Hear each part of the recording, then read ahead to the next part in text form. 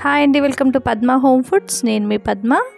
ఈరోజు మన ఛానల్లో మటన్ కర్రీని గ్రేవీతో చాలా టేస్టీగా ఏ విధంగా ప్రిపేర్ చేసుకోవాలో చూద్దామండి. మరి చిక్కగా గ్రేవీ ఏ విధంగా రావాలో కూడా ఈరోజు వీడియోలో చెప్తానండి.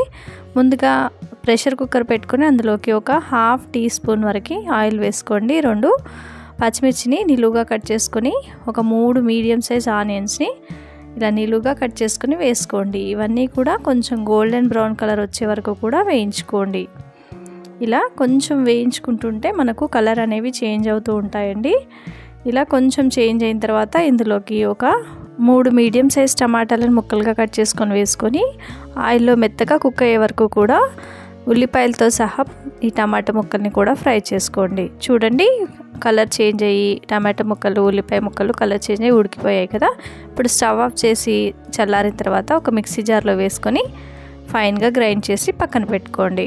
ఇప్పుడు ప్రెషర్ కుక్కర్ని మళ్ళీ కడిగి మళ్ళీ అదే కుక్కర్ని పెట్టుకొని ఒక 3 టేబుల్ స్పూన్స్ వరకు ఆయిల్ వేసుకోండి.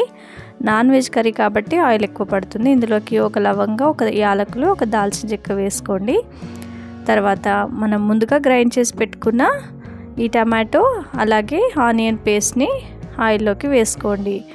ఈ విధంగా వేసుకున్న తర్వాత మొత్తం అంతా కూడా ఆయిల్లో పర్ఫెక్ట్గా కుక్ అయ్యే వరకు ఫ్రై చేసుకోండి. సిమ్లో పెట్టుకొని కుక్ చేసుకున్నట్లయితే ఆనియన్, ఉల్లిపాయ మంచిగా కుక్ అవుతుంది. ఆల్రెడీ మనం కొంచెం ఆయిల్లో కుక్ చేసాం కాబట్టి తొందరగానే కుక్ అవుతుంది. తర్వాత 1 tablespoon ginger garlic paste వేసుకొని పచ్చివాసన పోయే వరకు ఫ్రై చేసుకున్న తర్వాత పసుపును కూడా వేసుకొని ఫ్రై చేసుకోండి. తర్వాత ఇక్కడ నేను ఒక 400 గ్రాముల మటన్ తీసుకొని ఇందులోకి వాష్ చేసి వేసుకుంటున్నానండి.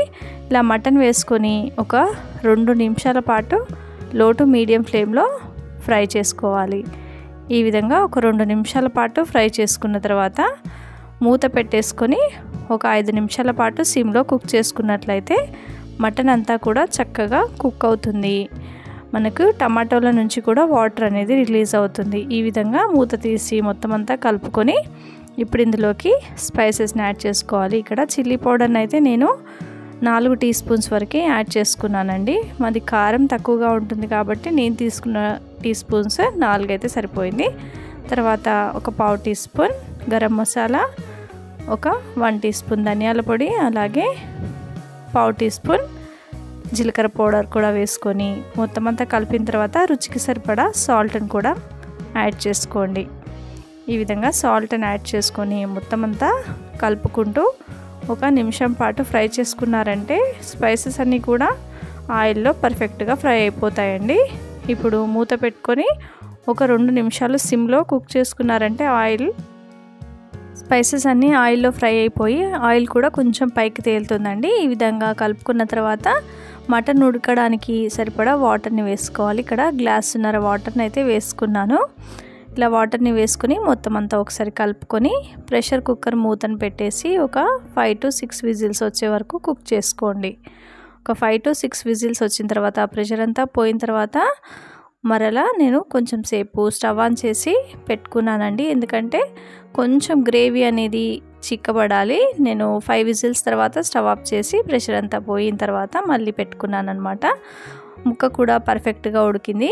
చివరిగా కొత్తిమీరని వేసుకొని స్టవ్ని ఆపేసి సర్వ్ చేశాను. చాలా చాలా టేస్టీగా ఉంది. గ్రేవీ అనేది చాలా దగ్గరికి, అలాగే మటన్ ముక్క కూడా చాలా టేస్టీగా పర్ఫెక్ట్గా ఉడికిందనమాట. ఒకసారి నేను చేసిన విధంగా మరీ ఘాటుగా కాకుండా మరీ తీయగా కాకుండా ఈ విధంగా ఒకసారి ట్రై చేయండి. స్పైసెస్ అన్నీ కూడా కరెక్ట్గా ఉన్నాయండి. చాలా టేస్టీగా వచ్చింది కర్రీ అయితే. మరి ఈ రెసిపీ మీకు కనుక నచ్చినట్లయితే తప్పకుండా నా ఛానల్ని లైక్ చేయండి, షేర్ చేయండి, సబ్స్క్రైబ్ చేసుకోండి. Thanks for watching.